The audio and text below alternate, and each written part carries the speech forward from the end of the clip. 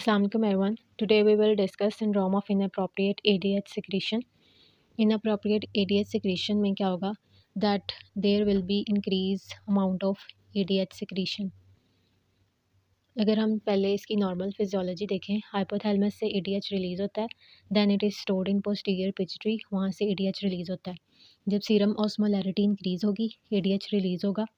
It will act on the medullary collecting duct, वहाँ पे ये एक्वापोरिन चैनल्स को इंसर्ट करेगा.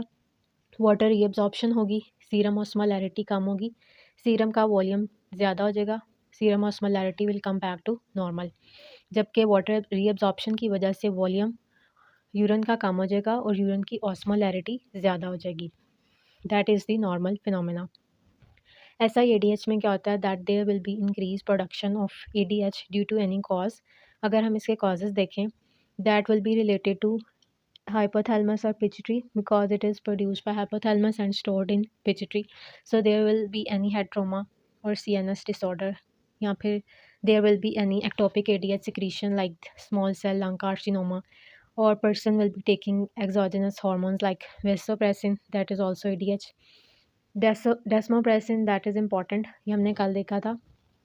Desmopressin is used in the treatment of central diabetes insipidus because it is a ADH analog. So it also causes SIADH. इसके अलावा any lung or brain infection can cause SIADH. Any drugs, mood stabilizers, SSRI, carbamazepine or cyclophosphamides can cause SIADH. Now what happens is that हमें सबसे पहले ADH का normal function पता होना चाहिए. ADH क्या करता है that it causes water reabsorption. Suppose this is a blood vessel and this is a kidney tubule जहाँ पे यूरिन की प्रोडक्शन होनी है. ADH क्या करता है कि यहाँ से वाटर की रीअब्जॉर्प्शन करता है जब सीरम की ऑस्मोलैरिटी ज़्यादा हो जाती है. अब ऐसा ADH में वाटर ADH ज़्यादा जब प्रोड्यूस होगा तो इसकी वाटर रीअब्जॉर्प्शन ये ज़्यादा करना शुरू हो जाएगा. अब क्या होगा कि यहाँ पर वाटर रीअब्जॉर्प्शन ज़्यादा होने की वजह से वाटर बिल्डअप हो जाएगा इन दी ब्लड वेसल्स, यानी कि blood vessels will be filled with blood and there will be very small amount of solutes that will be left in the blood.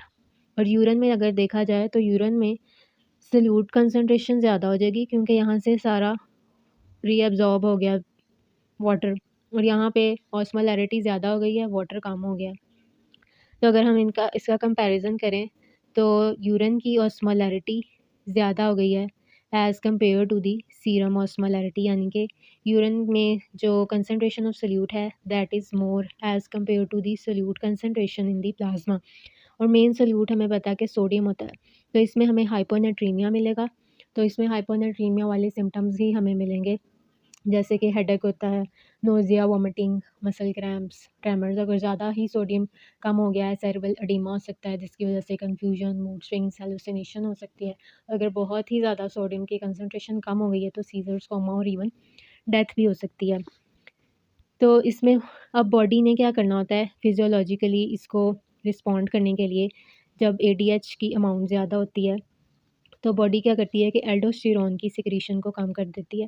Aldosterone basically क्या करता है कि एल्डोस्टेरॉन ने sodium और वाटर की retention करनी होती है. सपोज ये ब्लड वेसल है, it is filled with fluid, ठीक है, और इसमें थोड़ा सा सोडियम है.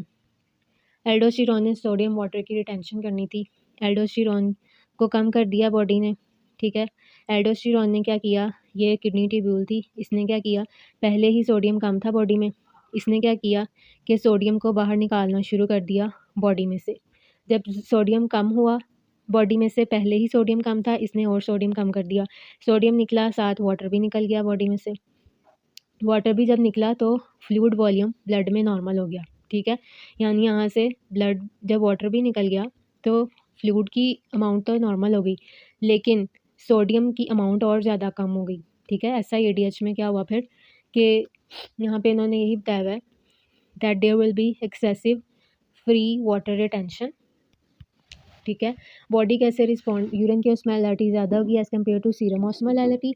बॉडी क्या करेगी, एल्डोस्टेरॉन कम कर देगी, यूरिनरी सोडियम की एक्सक्रीशन ज़्यादा होगी, एक्स्ट्रा सेलुलर फ्लूइड वॉल्यूम तो नॉर्मल हो जाएगा but there will be hyponatremia यानी यूवोलेमिक हाइपोनेट्रीमिया होगा।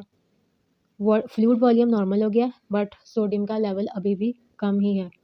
एक तो पहले ही कम था एडीएच की वजह से और फिर एल्डोस्टेरोन ने भी आके इसको और कम कर दिया।